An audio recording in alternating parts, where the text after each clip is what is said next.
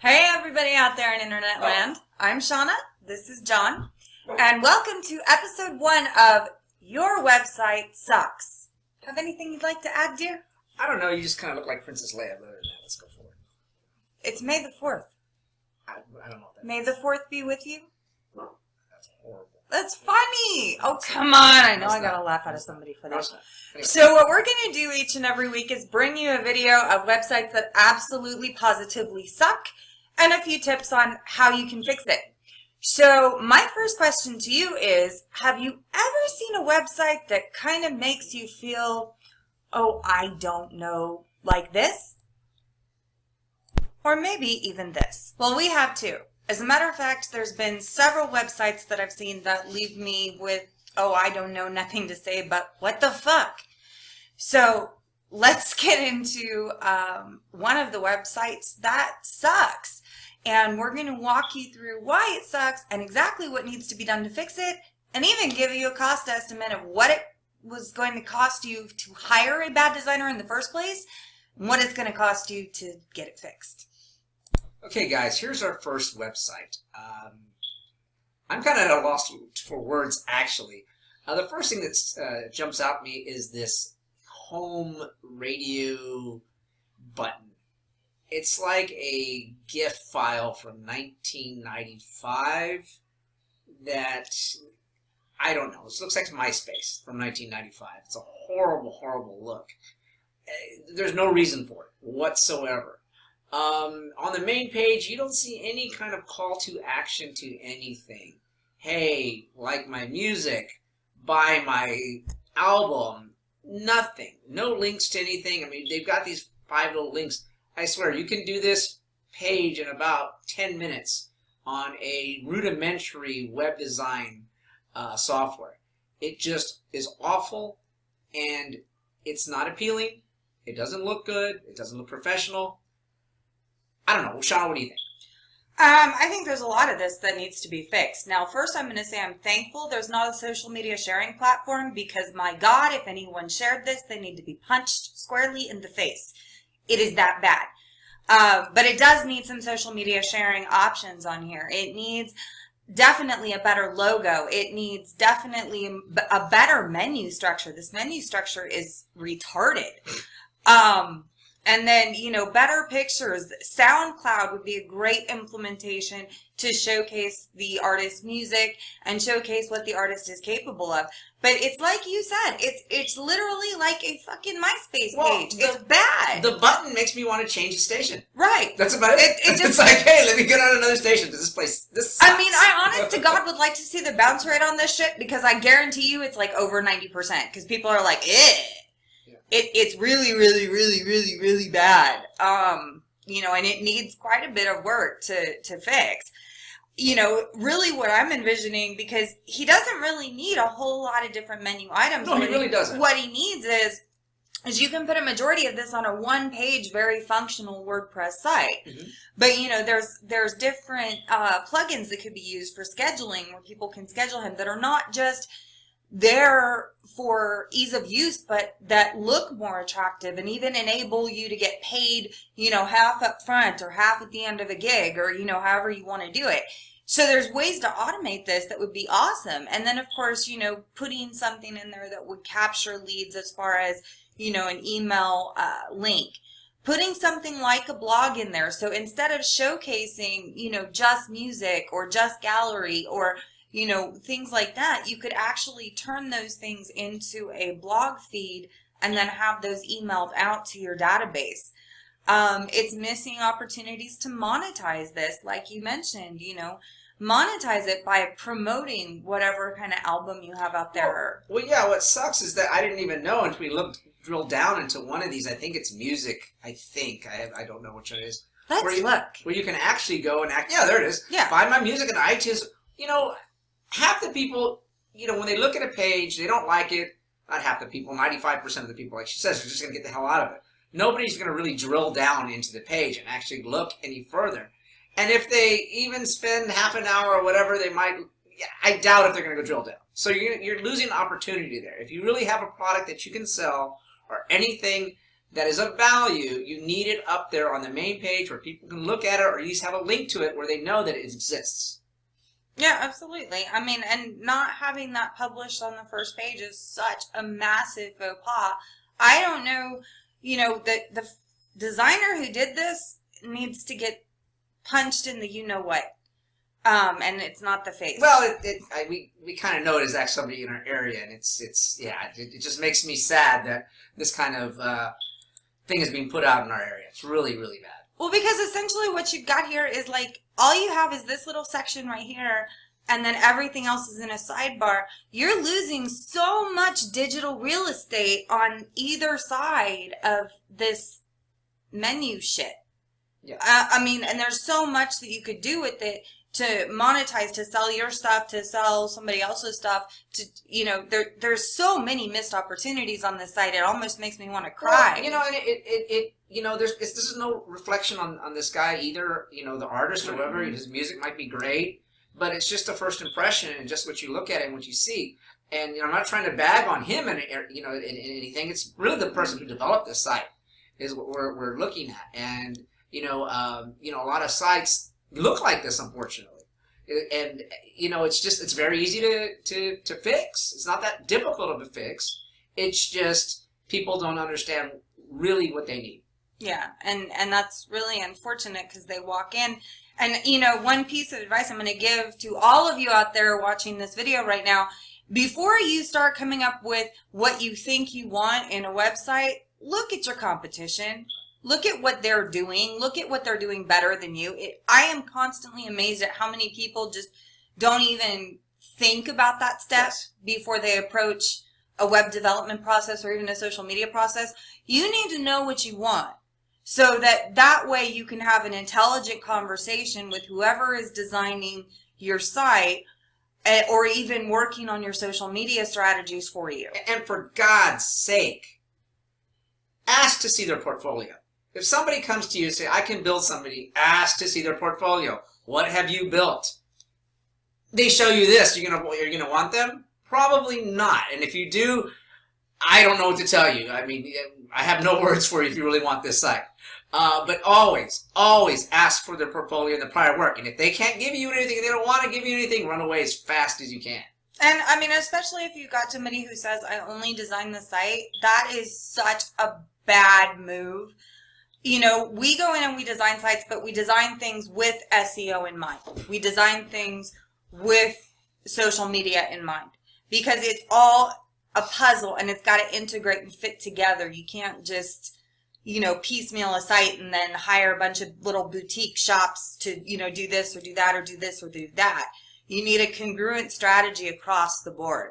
Yeah, I actually wrote a blog on something very, very similar, and it's, I use the Field of Dreams thing, if you build it, he will come. No, if you build this, nobody's going to come. I mean, just because you have a site doesn't mean anybody's going to go to it. You have to have a strategy on how to get people there. And if people that you hire say, oh, all I do is build sites, well, how are you going to get people to your site? That's the thing. You build it, you want people to come. You do want people to engage. And if they just build it and they have no idea how to get people there, what good are they? None. They're about as good as this asshole who designed this site. What? It's true. I mean, this is really bad. If I had feelings, they would hurt. Thank God I don't. And then one other thing I'm going to pick on this designer about, and you know who you are. And shame on you, by the way. Yeah. Stolen money. Yeah. So let me just pick on one more thing. This contact form is horrible. There's so many better ways to implement this. And like I mentioned a little while ago with the scheduling tools that we have available, because we have a lot of very high-end things that we have actually paid for that we use with clients for different plugins that allow people to have seamless, integrated scheduling for just about anything they want and for them to be able to accept payment online. So if you require a deposit, boom, you get a deposit. And really being able to monetize the site and bring everything in. You know, there's social media sharing buttons here, but I'm going to be completely honest with you. I wouldn't share this shit. I don't care how much I like the artist. I wouldn't share this shit because it's that ugly. So that's something you need to consider as well on a sharing basis, because people are going to share what? They're going to share things that they relate to or that they like, or that, you know, hey, this site's really cool. You know, they're going to share that type of stuff. Yeah, and you know, it's interesting. Just because you might be a small local artist does not mean you can't have a kick-ass professional-looking website. I mean, I think people don't understand that. You know, I can have something that looks professional. I can have something that looks clean and that looks really good. I mean, it doesn't really matter how small you are. Yeah. So, quick recap of this site. Again, the site sucks. That's the whole premise of this show. We're doing this weekly. We will be dissecting sites at random that we select. So if you don't want yours dissected, I suggest you get your shit together. I think we need to mention how much to fix and how much it will cost. That's what I was going to get into. See, I'm on point. Okay, man. well, you know, sometimes you don't know where your mind is. I know. Well, I don't know. Your hair bun might be too tight. You might forget what's going on. It's not pulling my eyes back, so I'm all right. Okay. When it pulls my eyes back, then I'm all right. So this one was a couple grand. And a couple grand for this. Oh my God. No, just no. I can't even, like, here's my foot. My foot is going down. No. Well, and part of the problem is we'll have people come to us and they're gun shy. Well, I spent $2,000 on this, and it's like, and they, you know, they don't have it in their budget any more longer, or they're just afraid to spend any more on somebody else, and it just kind of drives me crazy that people would charge this much money, and basically, like I said, it's stolen money. Because this brings nobody to your site. You know, there's no promotion of it. You know, there's no social media. I mean, I don't know. Maybe he's promoting it on his website. Maybe he's doing, on Facebook or whatever. But again, there's really no content in here for you to look at and go to. Really and there's nothing in here that would be SEO friendly at all. So getting found in Google or anything like that is out the fucking window, because those search engines are crawling. Guess what, boys and girls? Content! And if you have no content, they're not going to crawl your site. They're going to say, oh, this is an ugly site, so that goes in the trash pile. You know, so you need to be cognizant of these types of things before you hire anybody to do either your website development or your social media development, because this is just, this is literally like taking a couple $1,000s and lighting a match and setting it on fire. That's what this is akin to. So, and it's because, you know, you're hiring somebody, as a friend or a friend of a friend or whatever. So you don't vet them. You don't look at their portfolio. You don't really see what they're capable of. And then you end up with shit. And honestly, at that point, it's your own damn fault, because you're not doing your due diligence as a business owner. And that's a problem. So it's very, very important that you do that. So, to close out this session, first episode of Your Website Sucks, a couple grand was put into this. Honestly, it's going to take about $1,000 to fix it. And actually just tear everything down and rebuild it from the ground up. It would be from scratch. Yeah. I would use nothing from this site.